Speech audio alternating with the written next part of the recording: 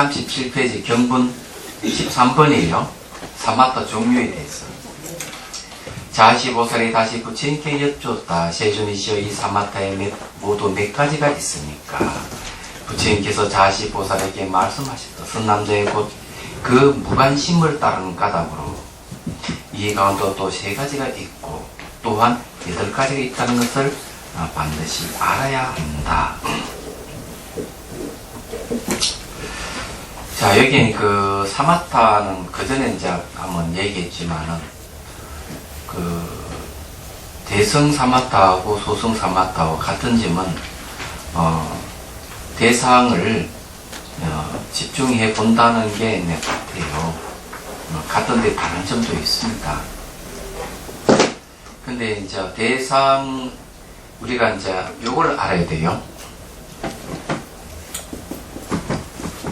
사마타와 이파사나를 얘기할 때,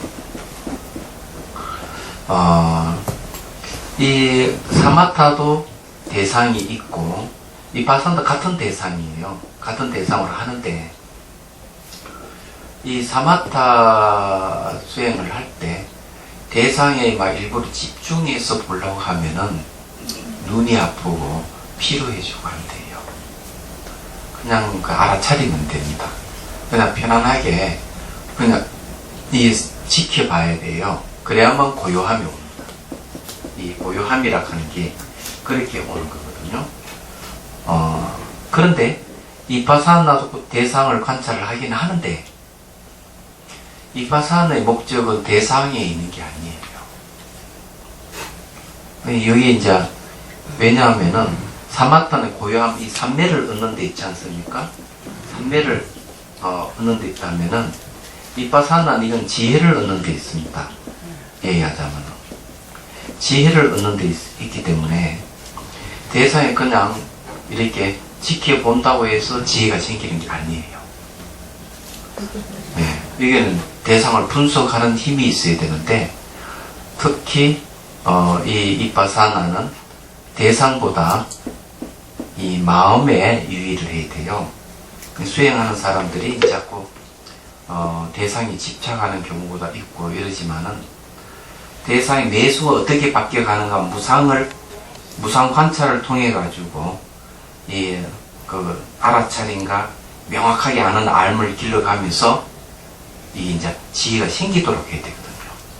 지혜가 생기도록 해야 되는데 지혜가 생기는 것은 마음에서 일어나는 것이지 대상이 일어나는 건 아니에요. 대상하고는 아무 관계가 없습니다. 얘기하자면. 그래서 그 지혜는 마음에서 일어나기 때문에 우리가 이걸 이제 주의를 해야 된다는 거죠. 그러면 마음에서 뭘 해야 되느냐는 거죠. 얘기하자면.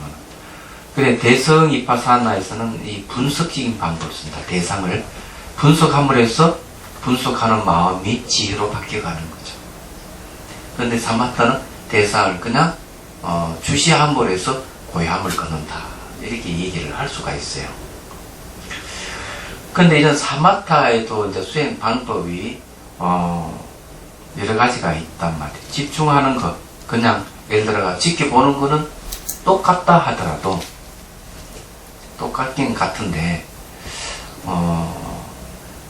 보통 이제 그 청전 도론에서 얘기하는 방법들을 하자면은 이 대상을 밖에 허그 요소를 만들어 가지고 두무 몸판을 만들고 그걸 주시하고 눈을 감아 가지고 그 이미지를 익혀가는 거죠. 익혀간다 하는 것은 그 이미지의 마음을 묶어두는 겁니다. 마음을 거기에 묶어두었을 때 이제 고요함이 오는 거예요. 그건 상당히 인내심이 필요합니다. 사실은요. 자, 그런 방법을 쓰고 또 시체가 썩어가는 방법. 그 시체가 9단계, 10단계 썩어가는 과정을 상상하는 거죠. 실제 어디 가는가 하면은 그 공동묘지 같은 데 가가지고 시체 썩어가는 걸 관찰하고 자기 초소이라 또 그 곁에서 다 앉아가지고 그 시체를 썩어가는 과정을 떠올리는 겁니다. 떠올려가지고 이제 선정을 얻는 방법. 이런 방법을 쓰죠. 근데 대성 사마타는 어떤 방법을 쓰느냐? 그 전에도 이제 한번 얘기했지만은 첫 번째 방법은 합의를 해가는 방법. 부처님 상을 만들어가지고 부처님 상간 자기와 이렇게 합의를 해가는 거죠. 그래서 합의를 가기 전에 뭔가만 부처님 상을 일일이 싹 그려가지고 상상으로 이 마음에 그려서 그 의미에 또르또르 가는 거예요. 부처님 상이 나타나도록 해서 그건 합의를 해가는 방법이죠. 얘기하자면 이것도 사마타예요. 그래서 이제 16관상법이든 그런 게 있지. 해가 떠오르는 걸 관상한다든지 이런 것도 있긴 있습니다. 그런데, 대승기신론에는 그럼 어떤 방법을 쓰느냐 하면, 주관, 객관을 해체시켜가는 방법. 그래가지고는, 지수화풍 4대 의지하지 말아라, 후공에 의지하지 말아라, 호흡에 의지하지 말아라, 호흡 관찰 같은 건 수식관이잖아요. 그것도 수식관은 또 이제 사마타 수행인데, 그런데 의지하지 말아라. 네가 알고 있는 견문각지에도 의지하지 말아라. 그러면 마음이 안으로 보인다. 이렇게 얘기하죠. 그리고 이제, 망상이 생기면은 망상을 알아차리면서 제거하고, 제거했다는 생각도 두지 말아라. 그리고 마음이 바깥으로, 이 대상에 막 이렇게 흘러가면 붙들어서 정념에 머물게 해라. 그러면 적적 삼매가 온다는 거죠. 그러면 그 적정에서 계속 밀고 나가면은 바깥 경계를 알 수 없는 게 오고, 그 다음 더 밀고 나가면 자기 모습을 알 수 없는 경계까지 오는 겁니다. 이렇게 하는 거는 이제 체급적정이라고 얘기하죠. 이런 식으로 이제 대승기신론의 사마타를 얘기를 합니다. 그러면 해심일계에서 그러면 사마타는 그럼 어떻게 하느냐 하는 거죠. 해심일계에서 이 사마타 수행은 바로 이빠사나를, 그러니까 이빠사나의 마음을 보는 것이 사마타예요.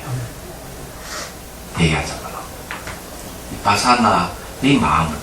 그 이빠사나는 대상을 이제 분석해 가는 방법을 쓰는데, 분석해 가는 그 마음을 보는 것이 사마타예요. 얘기하자면. 그렇지만 여기는 하나 더 얘기할 필요가 있는 게, 반드시 사마타 수행하기 전에는 그 전에는 전제가 있다는 얘기죠. 법문을 듣고 법을 사유해야 된다는 거죠. 법을 듣고 법을 사유하는 것. 그러니까 법을 듣는 거는 문소성의 반야라 해가지고 법문을 들으면서 지혜가 생기는 것. 사소성의 반야라 해서 법을 사유함으로써 지혜가 생긴다는 거죠. 이 두 가지가 전제 조건이 됐을 때 우리는 사마타 수행을 하든지 바사나 수행을 하든지 제대로 할 수 있어요.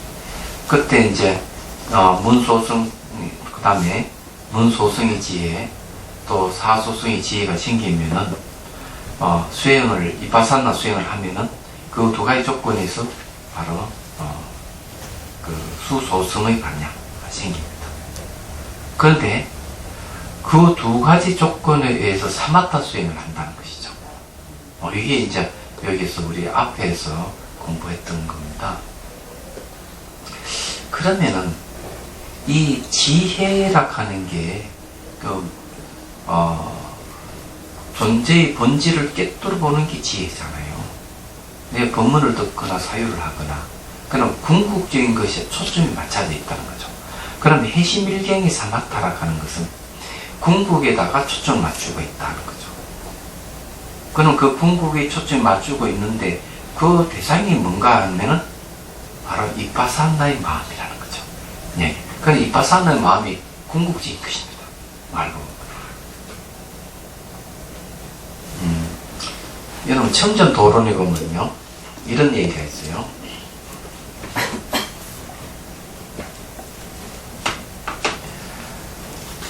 자, 이빠사나 관을 하는데, 자, 이 대상이 몸과 마음입니다. 이 몸과 마음을 주관절 대상으로 이빠사나 관을 한다. 관을 해가지고 몸과 마음이 처음에 몸을 보는 거죠. 제일 처음에 몸을 관찰합니다. 근데 몸이 이제 무상, 고, 무화가 이제 관찰됩니다. 무화 관찰되면은, 그러면 이파사나에 관한 내용이 무상고 무화예요. 그러면 다시 이것을 또 이파사나하는 거죠. 이파사나 하면서 요 관한 이 마음을 어떻게 보느냐?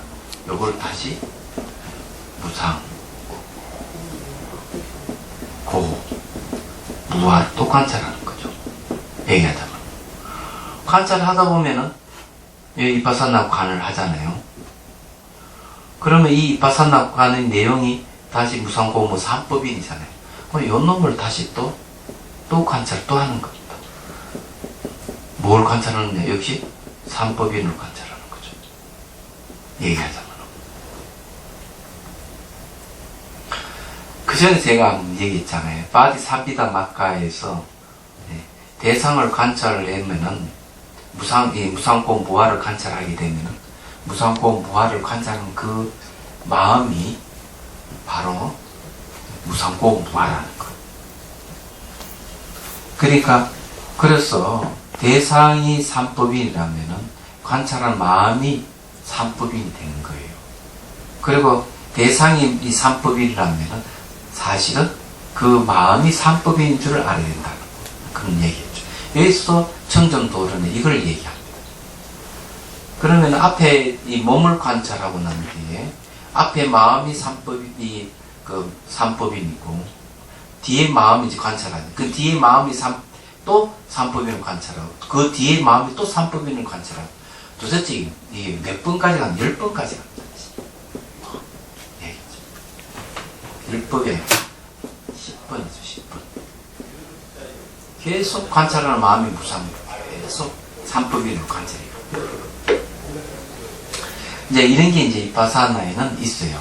있는데, 해심일경에서는 삼법인을 관찰하는 게 아니라는 겁니다. 여기서. 삼법인을 관찰하는 게 아니에요. 이 사마타에서는 바로 이 공성을 보는 거예요. 공성을 보는 거죠. 무상이라든지 고하는 거는 움직임이 있는 건데 그렇거든요. 공성 움직임이 없죠. 그게 사마타가 되는 거예요. 그래서 이게 이제 그 무관심을 따르는 까닭이다 하는 게 그런 거죠. 왜냐하면 그 대상이 공성을 보고 있을 때 그 무관심, 사이가 없는 마음이 되는 거예요. 자, 그런데 여기는 3가지가 있고 또한 8가지 있다고 했죠. 자, 이른바 맨 정료로부터 나아가 비상, 비비상 상처에 이르기까지 각각 한 가지 사마타가 있기 때문에 이건 몇 개인가 하면 8개의 사마타입니다. 말하자면은 앞에 이제 몇 가지가 있느냐 이러니까 3가지가 있고 8가지가 있다면 이 8가지예요. 색계 초선부터 2선, 3선, 4선, 무색계 초선부터 2선, 3선, 4선 다 합해가지고 8개의 선정이 있는 것이죠. 그러면은 거기에 각각 한 가지씩 사마타가 있어가지고 선정을 얻기 때문에 여기는 8가지가 있다. 이렇게 사마타 8가지죠. 또다시 4가지가 있으니 4가지 뭔가 하면 자비, 희사의 4가지 한량없는 마음 가운데 각각 한 가지 사마타가 있기 때문이다. 각각 사마타가 있다면 이 4가지 자에도 사마타, 비에도 사마타, 희에도 사마타, 자에도 사마타가 있는 것이죠.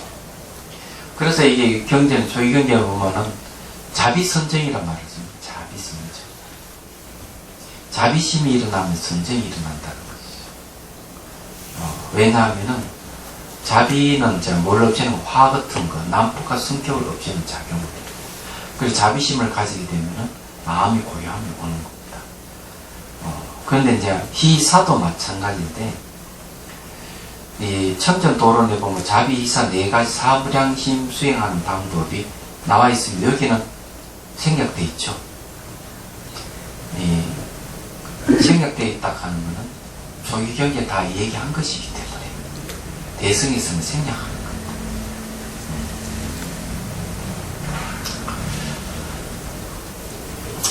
이제 그걸 이제 향한마음 다선을 했는데 자비심이 저 우주까지 쫙 이렇게 그런 맹상을 했다고 그러거든요. 와, 깜짝 놀랐어요. 어제는 그저께는 참석을 안 했는데 부패 때문에 이 자비희사 할 때 자비라 하는 게 굉장한 거예요. 지구상에 이 자비라는 말을 한 번도 듣지 못하는 사람들 많이 있을 거라고 생각을 해요. 얘기하자면. 이 자비가 굉장한 힘을 갖고 있어요. 근데 이 구체적으로 수행하는 방법이 있습니다. 방법이 있는데, 간단하게 이제만 소개를 하자면은, 그 청전도론에 보면은, 어느 그 사화가 얘기를 합니다.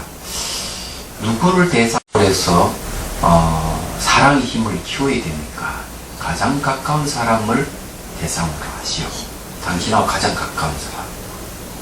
근데 그 사회에 가장 가까운 사람이 누군가 하면 자기 부모가 아니고 자기 부인이다.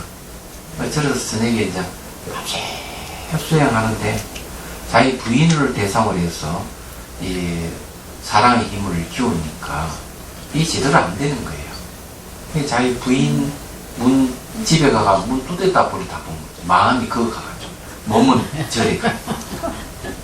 그래서 이 얘기를 한 거예요. 자기 부인 문 두드렸다 버리 다 봤다 했으니까. 그래 부인을 대상으로 해서 사랑의 힘을 키울 수는 없습니다. 부인을 대상으로 사랑은 그건 애욕이라는 거죠. 그건 진정한 사랑이 안 나오는 거예요.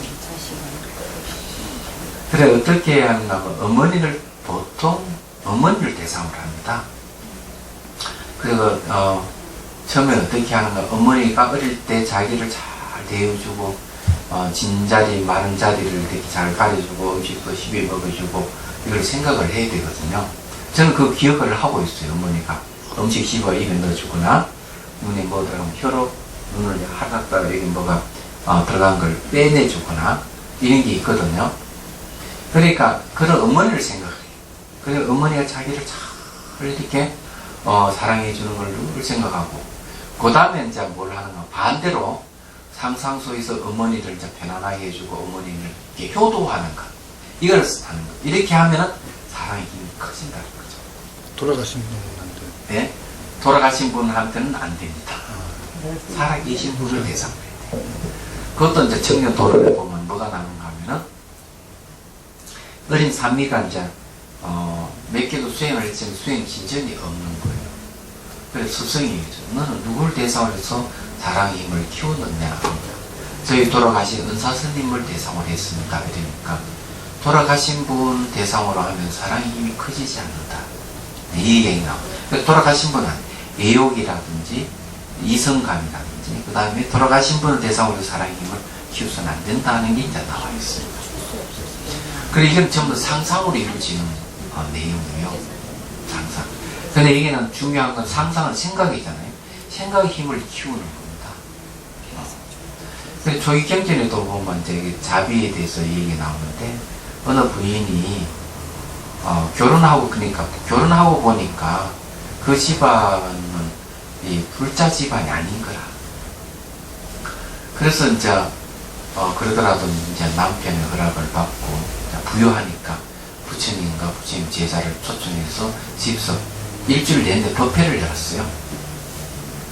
법회를 열고 그러면 이 부인은 그러면 남편을 위해서 뭘 했는가 하면은 요즘은 기생입니다. 기생을 초청해가지고 남편을 시봉 들게 하고 자기는 이제 부엌에서 이제 일을 하는 거예요. 일을 하면서 음식을 만들고 이제 그렇게 하는데 며칠 지나니까 이 기생이 자기가 안주인으로 착각을 한 거죠. 그러니까 안주인으로 착각을 해가지고 그 실제의 주인을 보고 이제 질투심이랄까 일으키면서 뜨거운 이 기름을 갖다가 그냥 얼굴에 부어버려요. 문제가 생기잖아요. 근데 이분은 이제 이 안주인은 생각을 하는 거예요. 뭘 생각하는 거예요? 그 사람에 대해서 원망하는 마음보다는 오히려 고맙게 생각. 남편을 잘 이렇게 시봉을 하고 또 그 덕에 내가 부처님과 부처님 제자들에게 법문을 듣고 공양 올리는 이功德이 얼마나 크냐 하는 그런 마음을 일으키는 겁니다. 자비스러운 마음을 일으키니까 얼굴이 상해야 되는데 얼굴에 상처 하나 입지 않는 게 이게 나와요. 그게 이 자비 힘이라고 부르는 거죠. 그게 이제 조기 경전이 나옵니다. 그리고 또 어떤 부인은 어떤 그 상인의 딸이 천하절색이 미인이다. 그래서 아버지가 자기 아주 최고의 남편을 고르다 보니까 부처님은 최고의 남자를 생각하고 자기 딸을 데리고 부처님한테 가서 이 얘기를 해요. 저희 딸을 거둬주십시오. 아내가 맞아 주십시오 하니까 부처님 자 불가사문이니까 자기는 거절을 딱 하라고. 거절을 하니까 이 일을 해야 되는데 이 처녀는 자기가 세계 최고의 미인이고 제일 잘났는데 지가 뭔데 나를 거절을 하느냐 이렇게 안심을 품는 거죠. 근데 이제 이 여자는 누구에게 시집가는 그 나라 왕에게 시집을 갔어요. 왕비가. 그것도 첫째 부인이나 둘째 부인 제카는 거예요. 이제 여기서는 사건이 발생합니다. 어느 날 이제 시녀가 시내에 나와 부처님 법문을 듣고 왕궁에 가서 제1왕비에게 또 그에게 또 시녀들에게 부처님 법문에 대한 얘기를 하니까 이 왕비가 그럼 너는 법회 때만 갔다가 법문을 듣고 와서 나에게 일러달라 이러는 거예요. 그러니까 이 시녀가 가가지고 궁녀가 법문 듣고 하다 보니까 그 제1왕비와 그의 따르는 시녀들이 전부 다 소떡 빨나라이거든요. 나온가를 얻은 거예요. 법문 듣고.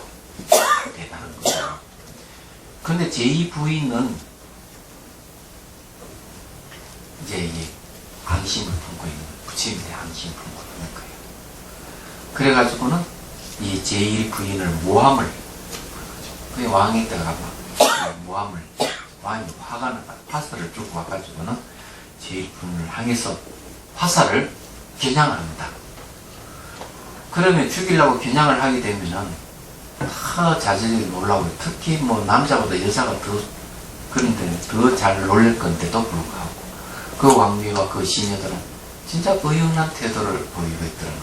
벌써 이 소송 초과를 얻었기 때문에 그러면 오히려 그 왕에게 왕과 그 둘째 왕비에게 자비심을 사랑과 연민심을 가지게 되는 겁니다. 그런데 화살을 쏘았는데도 불구하고 화살이 그 부인 앞에 그냥 떨어지기만 하지 안 되는 거예요. 근데 왕이 깜짝 놀랍니다. 기적이 일어난 거 아니겠어요? 그럼 나중에 왕이 진상을 알게 되고 이런 사건이 있는데 거기에서도 자비선정이라는 말을 씁니다. 자비선정의 힘이 그리 크다는 것을 이 조의경전에서 얘기를 하고 있어요. 그런데 이제 이런 방법으로 그 자기를 다른 어머니를 대상으로 해서 사랑의 힘을 키우고 연민의 힘을 키우고 기쁨의 힘을 키우고 그 다음에 사는 평정 상태입니다. 자비 세 가지를 버리는 방법이에요. 이렇게 이제 수행하는 방법을 청년 도론에서는 제기를 하고 있습니다.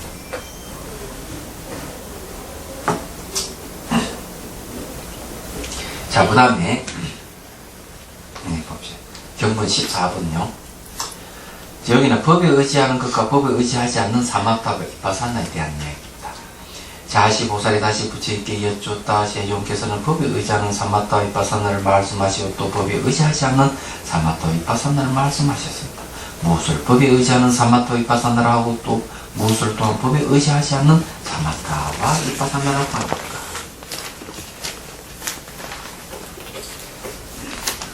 자, 법에 의지하는 사마타 이파사나.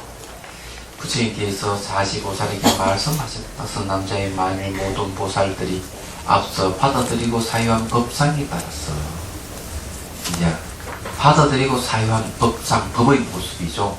이게 뭡니까? 문소승이 받냐? 사소승이 받냐죠. 법문을 들어서 이룬 지혜와 사유한 지혜, 사유를 통해서 얻은 지혜에 대한 얘기입니다. 그에 따라서 그 뜻에 대하여 사마타와 이빠사나를 응답한 법에 의지하는 사마타와 이빠사나라고 한다. 그러니까 이제 여기서 법을 의지한다 하는 이 법은 법문을 돕고 법을 사유한 것에 대한 얘기입니다. 그래서 그 법에 의지해서 사마타와 이빠사나 수행한다는 것이죠. 자, 원칙소 1번 보십시오.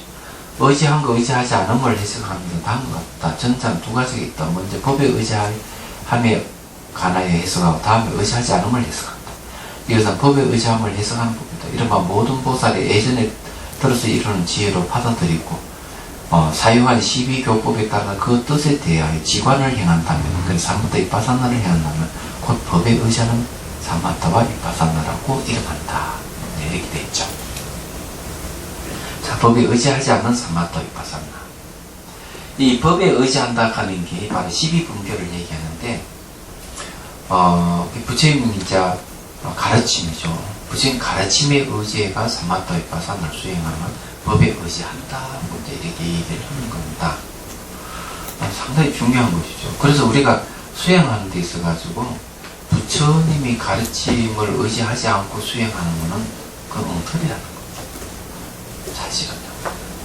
그럼 지금 보면은 이 수행하시는 분들을 보면은 경전이나 논술 한번 보지도 않고 말만 따라서 수행하시는 분들이 많이 있습니다.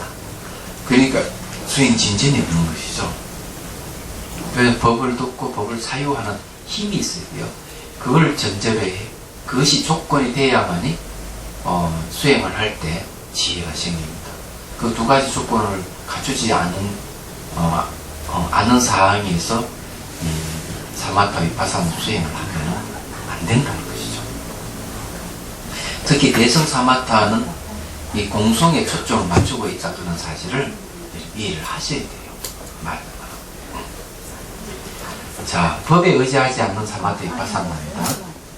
만일 모든 보살들이 받아들이고 사용 법성에 의지하지 않고 다만 다른 이 훈계와 가르침에 의지하여 그 뜻에 대하여 사마타 위파사나를 얻는다면, 여기 훈계라는 말을 쓰는데요. 요 계락하는 말 한번 좀 틀렸죠. 여기 지금 말씀 은이 들어가는 계로 써야 됩니다. 말씀은 딱 빠졌어요. 훈계. 그래서 그 뜻에 대하여 사마타 위파사나를 얻는다면, 그니 쉽게 말해가 부처님 가르침 아무도 들어보지 못하고 지도하는 사람의 가르침에만 의지하는 것이죠. 그래서 사마타 위파사나를 얻는다면, 그 다음에 시체의 푸른 멍자국과 썩어 문드러짐 등을 관찰하여, 이거는 부정관입니다. 시체 썩어가는 9단계든 8단계를 얘기해요. 이건 천년도론에 나옵니다. 관찰해요. 혹은 재행은 모두가 무상, 혹은 재행은 모두가 고, 혹은 일체의 법은 무아, 혹은 다시 열반은 결국 적정이라고 가늠을 이러니. 자, 이거는 뭡니까? 사법인을 얘기하는 것이죠. 사법인요. 이런 종류의 사마타와 위파사나를 법에 의지하지 않는 사마타와 위파사나라고 하는다. 야, 여기 이제 뭐 부정관이라든지 사법인은 조경계에 나오는데, 어째서 이건 법에, 그것도 법은 왜 법인데 법에 의지하지 않는 사마타 위파사나라고 왜 했을까? 그럼 여기서 말하는 법을 무엇을 가리키는가? 이게 중요하죠. 여러분 생각은 어때요? 해심일경에서 말하는 법은 뭘 얘기합니까? 법의 사법, 무상고, 무아, 일반 사법인이고, 이 조경계는 다 나오는 거고, 그리고 이제 부정관도 조경계는 다 나오는 건데, 이것은 법이라고 얘기를 하지 않고 있거든요. 그러면은 해심일경에서 말하는 법은 뭘 얘기하는 거예요? 궁극지인가? 해심일경에서 말하는 법이라고 하는 것은 상무성을 얘기합니다. 상무성, 그 다음에 와, 오늘은 참 그사님이 저보다 훨씬 기억력이 좋으시네. 생무성, 자연생은 없는 거죠. 생무성이에요. 그 다음에 이제 원성실성은 성이 무성입니다. 그럼 무성이라는 말을 있죠. 없을 무자, 성분 무자, 이 삼무성이잖아요. 이 무성이란 말은 공성을 얘기합니다. 그럼 여기서 말하는 법은 공성을 지칭하는 거예요. 그럼 여기서 말하는 공성이라 하면 도대체 어떻게 해서 공성이냐는 거예요. 그렇죠. 이 초전 법륜에 이제 초전 법륜은 잘 알다시피 이제 고지 멸도를 얘기하잖아요. 그러면 제2법륜은 이 열성제가 열반이잖아요. 열반요. 열반인데 열반을 더 깊게 파고든 게 공성이에요. 이 제2법륜에서 이 반야공에서 얘기하는 거죠. 그럼 이 열반 앞에는 뭔가 하면은 삼법인이 있는 거죠. 무상, 고, 그 다음에 무아예요. 그 다음에 이제 열반이 들어가는 겁니다. 그래서 저는 이제 무상을 관찰하고, 그 다음 고를 관찰하고, 무아를 관찰하게 되면, 그 다음에 열반이 옵니다. 열반이 숨쉬지 않고 땀 흘리지 않고 죽지 않는 놈이에요. 근데 이거 더 깊이 파고 들은 게 공성입니다. 공성인데, 이 공성은, 자비하고 연결되어 있습니다. 자비하고 연결되어 있는데, 이게 뭐가 다르냐.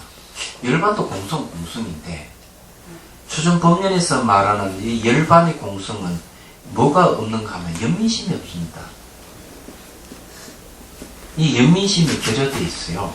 그래서 소성 아라한테는 열반이 머물러서 이 세상에 나오지 않는다는 거죠. 그래서 여기서 열반을 더 깊이 파고든 게 공성인데 여기는 자비가 들어가 있습니다. 그 비중에서 비심이 연민심이거든요.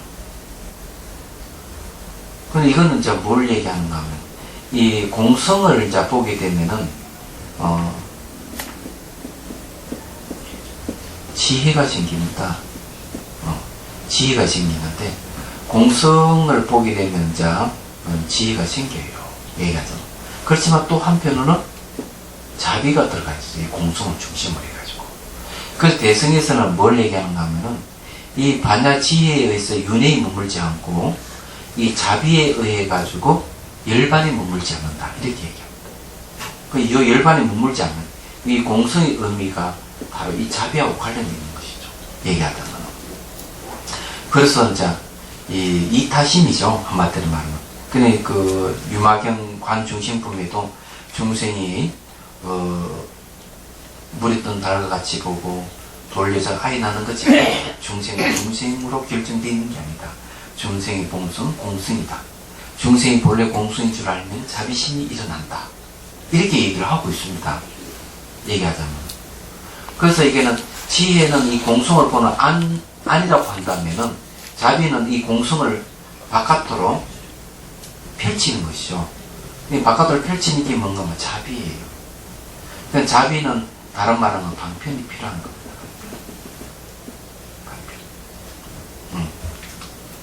방편. 그래서 이제 그 공성을 얘기할 때도 이 자아를 모르는 중생들을 자비심으로 대하고 궁극적인 그 공성을 모르는 중생을 자비로 대하라 이런 말을 하고 있습니다.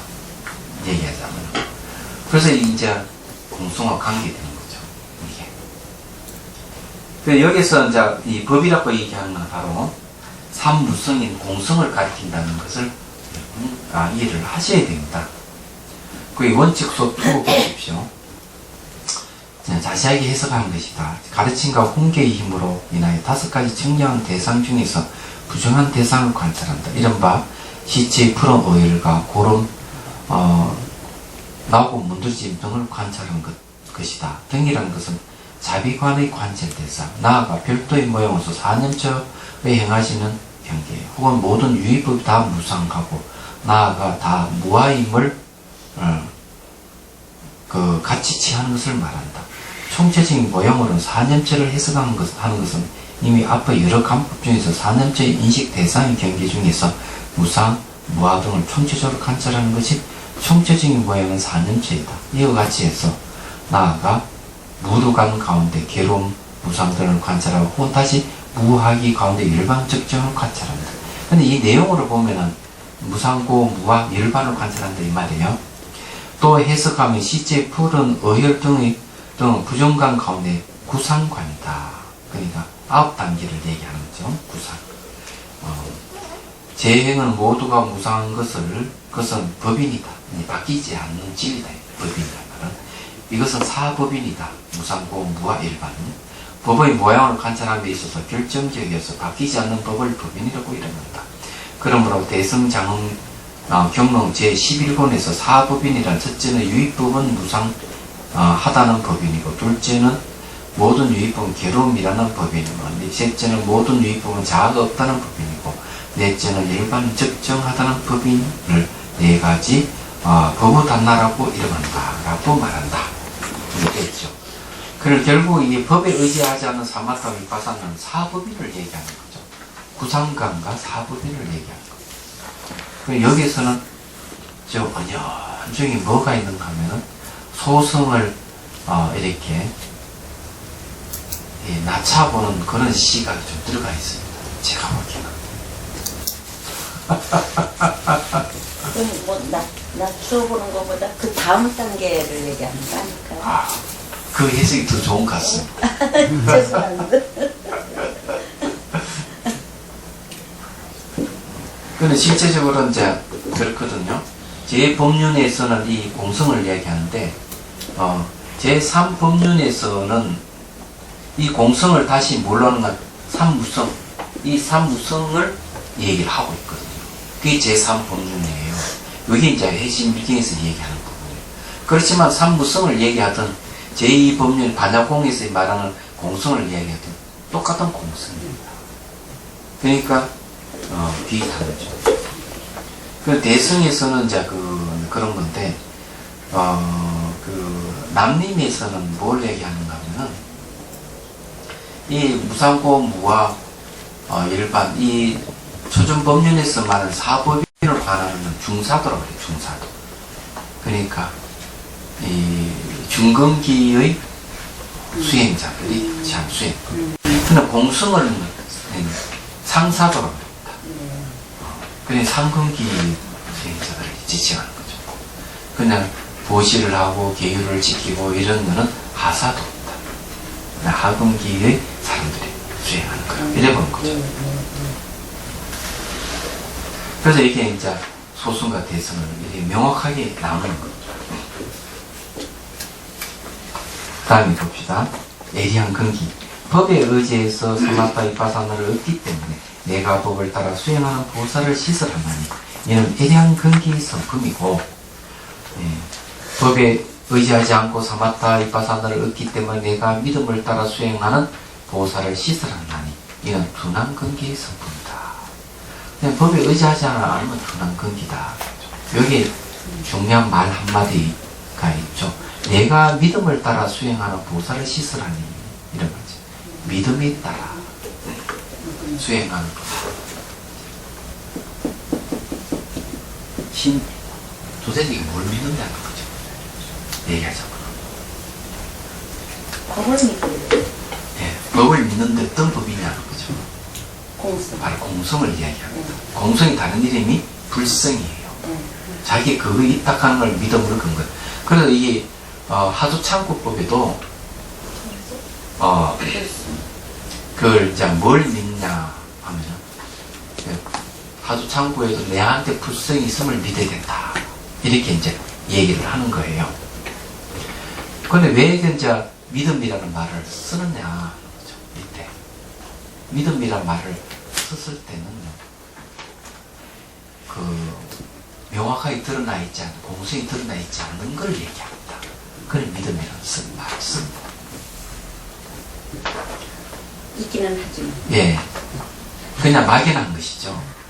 그런데 이제, 앞에 벌써 법을 듣고 법을 사유했으면은 그 지혜에서 공성이 드러나 있는 거죠.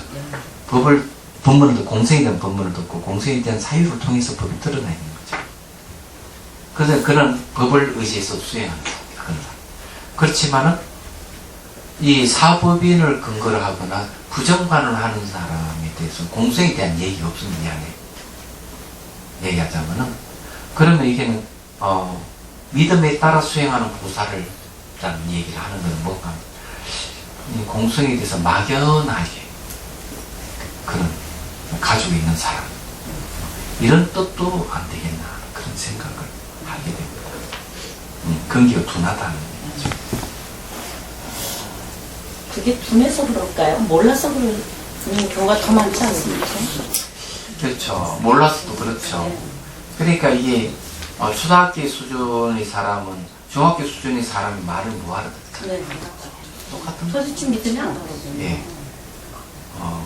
근데 제가 뭐 무아를 공소를 얘기하면은 다들 어렵다 그래요. 난 되게 쉬운데. 그러면 거기에 그걸 모르면서 이해를 못하고. 이해를 못해서 그렇죠. 네, 바로 그거. 그래서 뭐 표현을 이렇게 합니다. 스님 말씀 들으면 눈에 치가 납니다. 누가 눈에 치가 나. 이게요. 사실 일반의 공성을 이해하는 건 굉장히 어렵습니다. 그렇죠. 네. 전혀 공이라는 개념이 없지 않아요. 사실 삶에서. 근데 스님들이 네. 경전을 보시면서 항상 사유 속에 사시라고 이렇게 빨리 가시는데 공성은 사실은 실생활에서 자기가 공성을 생활에서 느끼면서 사유 깊게 들어간다는 거는 보통은 아닌 걸로. 그럴 수도 있겠어요. 그런데 이런 걸 이해를 하려면 봉사를 해야 돼요. 봉사. 이해를 하려면. 그러니까 실제로 노숙자에게 밥을 한 그릇 떠주면서 이런 교리를 생각 사유를 하게 되면 훨씬 빨리 와닿아요. 행하면서 합니다. 그럼 저는 그런 거 안 해도 이해를 하거든요. 뭘 많이 하죠? 왜, 그거 잘 모르시죠? 저 봉사하고 있잖아요. 네. 여러분들에게. 예, 그래서 이 봉사한 사람은 이제, 어떤 사람들은 봉사를 할 필요가 없는가 하면 두 종류의 사람이 있는데, 한 사람은 이 간호사 같이, 병자를 돌보고 치료하는 사람, 의사 같이, 이런 사람은 봉사를 할 필요가 없대요. 그 자체가 봉사이기 때문에. 또 하나는 뭔가 하면, 저같이 법문을 하는 사람은 이 자체가 봉사이기 때문에 봉사를 할 필요가 없대요. 제 얘기가 아니고 달라이라마 스님 말씀이 달라이라마 하버드대 강의라 같이 보니 그 얘기를 하더라고요. 근데 이제 이게 그 대성에서는 이 보시바람이라든지 봉사를 굉장히 강조를 해요. 강조하는데 마음을 다스리는 데는 그만큼 좋은 것이 없다는 거죠. 이야기하죠. 그러니까 여러분 봉사를 하십시오. 여러분은 어떤 봉사를 해야 되는가 하면 법문을 듣고 남에게 법을 전하는 그런 봉사를 하십시오.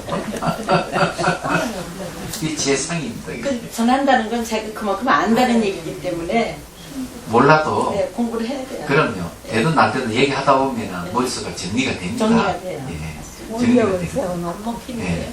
거예요? 상대방이 못 알아듣는다. 뭐하나? 자기가 정리가 안 되고. 네, 그래서 방편이 필요해요. 알아들을 수 있도록 하는 방편. 비유를 많이 쓰셔야 돼요. 근데 법이라는 말을 굳이 쓰지 않더라도 법을 얘기할 수 있거든요. 부처님 법이도 얘기 안 하더라도 법을 얘기를 할 수 있어요. 모동은 변하지 않느냐. 변한다 하는 무상을 해. 당신 몸을 갖고 있으니까 병도 나고 고통스럽지 않느냐. 이런 고잖아요. 그리고 또 부부싸움을 할 때 당신 뜻대로 할 수 없지 않느냐. 그게 무아예요. 그래서 무상고 무아는 일반적인 특성입니다.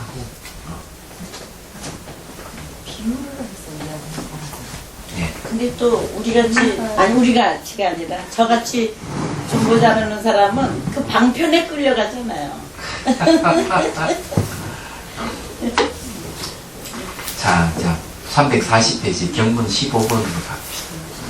개별의 법과 총체적인 법이 반영한 생각다의 과상나. 이거는 그 별법, 총체적인 법, 총법 이렇게 나누는데, 이거는 이렇게 이해를 하십시오. 우리 사념체를 얘기했잖아요.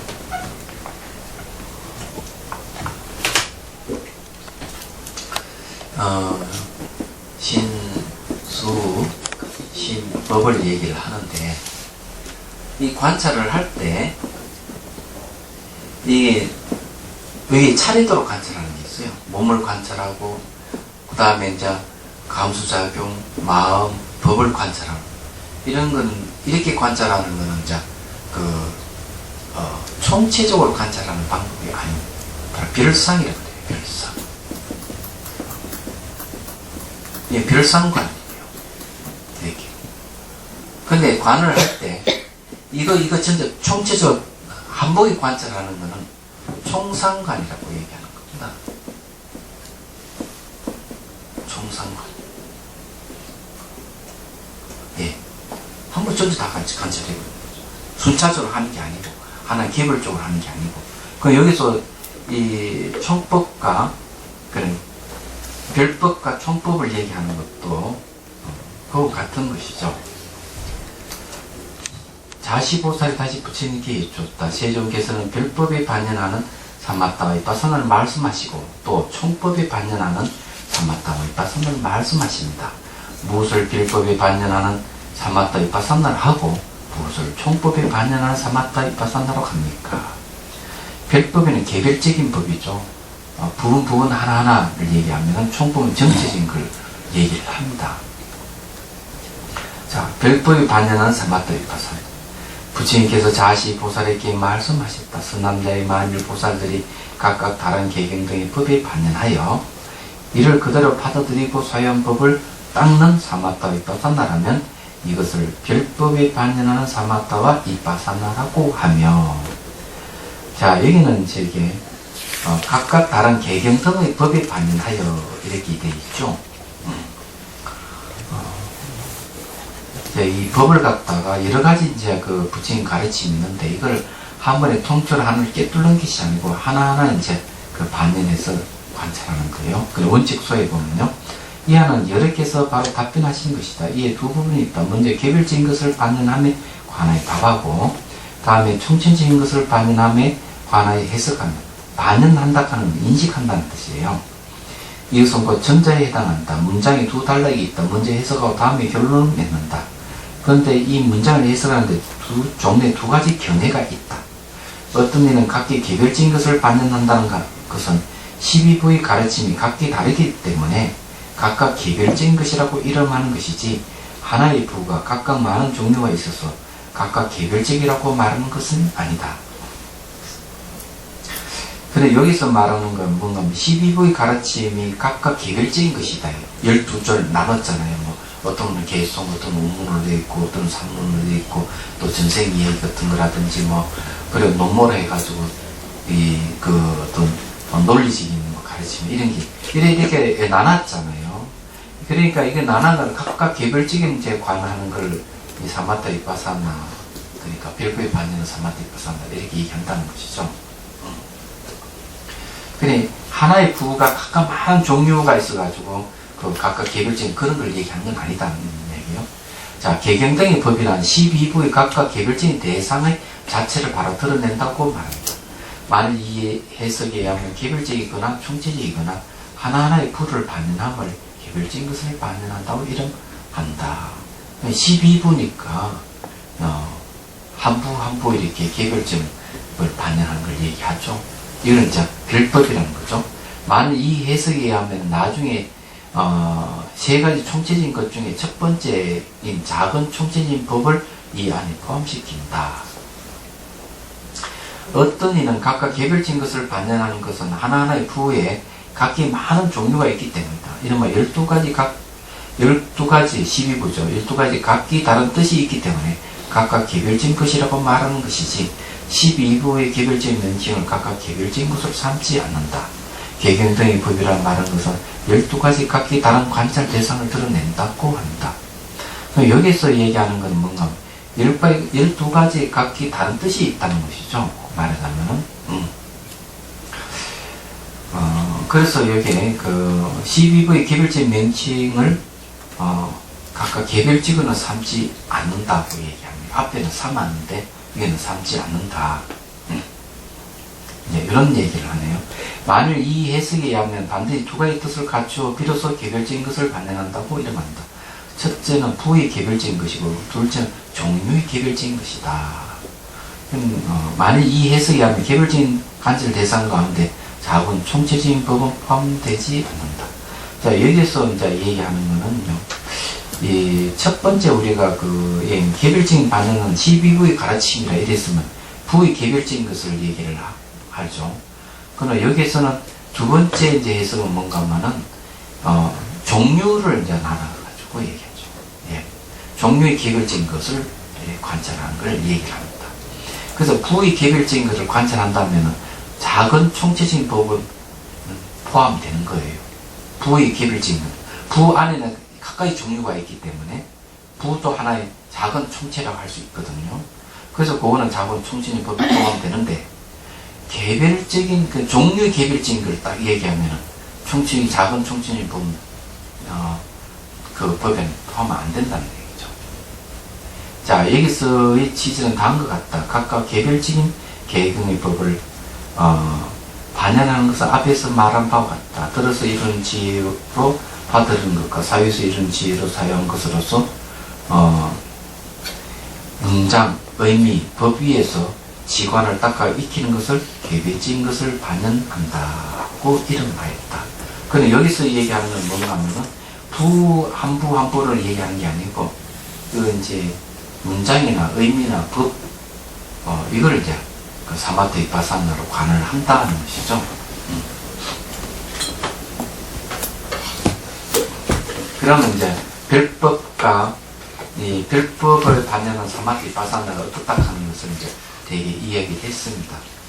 12부 한 부를 관찰하는 그것도 별법이 되고 또 12부 중에 한 부 중에 그 안에 문장이라든지 의미라든지 법 이것을 개별적으로 하나하나 이제 관찰하는 것도 개별적인 별법을 반영하는 사마티파사나가 된다는 것을 얘기를 하고 있어요. 다음에는 이제 총법에 반영하는 사마티파사나 공부하도록 하죠. 그러니까 오늘 이제 내용을 얘기하는 거 보면은 법에 의지하는 것과 법에 의지하지 않는 것. 그래 법에 의지하지 않는 사마티파사나는 무상고, 무아, 열반, 사법인을 얘기하는 거고, 그리고 또한 부정관, 부상관이라 해가지고 시체가 써가는 9단계를 관찰하는 걸 이제 얘기를 했다면은 법에 의지한다 하는 이 법은 바로 대성의 법을 얘기하는 거고 그 중에서도 삼무성, 상무성, 생무성, 성무성이라는 이 삼무성이라는 공성을 얘기합니다. 이걸 듣고 이것을 사유한 이 법에 의지하는 사마트 비파사나는 법에 의지하는 사마트 비파사나를 얘기하는 거고 법에 의지하는 사마트 비파사나는 근기 예리한 이들이 하는 거고 법에 의지하지 않는 사마트 비파사나는 근기가 둔한 사람들이 수행하는 것이다 하고 이렇게 얘기를 했습니다. 네. 뭐 질문 있으면 하십시오. 스님, 제가 이제 잘 몰라서 의문을 여쭙겠습니다. 이렇게 좋은 그 수행 체계나 방법이 있고 그런데도 불구하고 저같이 공부가 짧은 사람은 우리 일반적으로 이제 그 불교에서 얘기하는 그 뭐지? 수행 참선. 참선을 하려면 공부를 하지 말아야 된다. 뭐 그런 얘기를 들었거든요. 저는. 말도 안 돼. 그 사람 굉장히 몽탔어. 글쎄 말이야. 이렇게 지금 보면은 공부를 오히려 하고 참선에 들어가야지. 그럼요. 되는 것 같은데. 만일에 공부를 안 하고 만일에 참선을 한다고 이렇게 얘기하면 그럼 참선하는 방법 누가 가르쳐 준 거예요 도대체? 안 그래요? 저같이 이렇게 이런 사람이 제가 이제 평소에 나는 누구인가에 대해서 굉장히 절실했어요. 공부가 아니라. 네. 그런데 큰 스님께서 화두를 주시면서 뭐에 관심이 있냐 그러시더라고요. 그래서 제가 말씀드리는 게 옳은지 그른지는 모르지만 저는 제가 누구인가가 이게 굉장히 지금 고민거리라고 했더니 그런 그걸로 화두를 삼아라 그렇게 말씀을 하시더라고요. 근데 앉았는데 뭐 나는 누구인가 막 하고 앉아 도저히 저는 못 앉겠더라고요. 그렇기 때문에 네. 그때는 이제 뭘 공부해야 돼? 나락하는 거를 공부를 해야 돼요. 그러네요. 학습을 지금 해야 돼요. 보니까요. 그 바로 그거예요. 네. 그는 화두를 참고하라고 하면 화두에 대한 공부를 해야 돼요. 예. 화두라 하는 말 안에는 그 뒷배경이 뭐가 있는가 하면 반야를 알아야 되고 반야 사상을 알아야 되고 유식 사상을 알아야 되고 그 다음에 불성 사상을 알아야 되고 하음 사상을 알아야 되고 네. 이런 게 알아야만이 화두라 하는 게 드러납니다. 맞습니다. 얘기하자면 네. 나는 누구인가 하면 나를 공부해야 돼. 무상고 무학 삼법에는 제대로 기본적으로 공부를 해야만이 되거든요. 그러면 이게 자아에 대한 얘기가 계속 나온단 말이죠. 그렇기 때문에 그런 공부도 없이 그냥 말만 듣고 이렇게 하면은 안 되는 것이죠. 지금 생각하면 저는 개인적으로 30년의 세월이 제가 70년대 그냥 너무 고민을 했거든요. 네. 제 작품의 주제도 항상 나는 누구인가 그리고 어디로 가는가 했는데 그거를 놓쳐가지고 지금까지 이렇게 헤매고 있는 거예요. 말하자면. 그래서 이게 이제 네. 그럼 그건 너무 잘못된 거예요. 그럼요. 이 법문을 들어야 되고 기본적으로 네. 두 번째 그 법에 사유를 해야 되거든요. 자 자락하는 부분, 자락하는 부분을 듣고 자락하는 법에 대해 사유를 해야 돼요. 이런 조건이 갖춰졌을 때 내가 수행을 하면은 네. 나는 누구인가 네. 하는 것에 대해서 필이 꽂히지 네. 그렇지 않으면 필이 안 꽂힙니다. 얘기하자면. 뭐 미생정보 뭐 어쩌고 하는데 이게 도대체 그래서 이건 참선은 나하고 경기가 안 맞는구나. 나는 하경기니까 그러고 딱 끄는 거예요. 그러니까 현재 지금 그 너무 참선 잘못된 것 같아요. 화두선이 다시 부흥을 하려면은 네. 수행 체계를 다시 세우고 네. 어느 계획을 해야 돼요. 네, 이거 큰일 났어요. 그렇게 체계가 안 서 있으면 그래 지금 이 가나선이라고 하는 책자 나오잖아요. 그게 이제 체계화하는 작업이거든요. 네. 사실. 그래서 종단에도 기본 선언이 생긴 이유도 바로 그런 거예요. 그 수자 스님이 얘기를 하는 거예요. 제가 강의를 하니까 대승기 신론인가 강의를 하러 들어가니까 이 기본 선언 스님들이 안 들으려고 고개를 팍 숙이고 막 이래 안 들으려고. 네. 그렇죠. 공부를 하지 말라고. 그래가지고는 제가 네. 하기는 왜 저렇게 머리를 쳐갖고 저러느냐. 그래, 얘기를 하더라고요, 스님이. 저도 옛날에 그랬습니다. 그게 이제 소인 보는 스님이. 저거 안 들으려고 하는 거, 불임문자라고 하는 세뇌돼가지고 안 네. 들으려고 하는 겁니다. 네. 그렇지만 저도 저희가 10년 동안 선방에서 수행을 해봤더니만 아무 성과가 없었습니다. 정말요. 네. 네.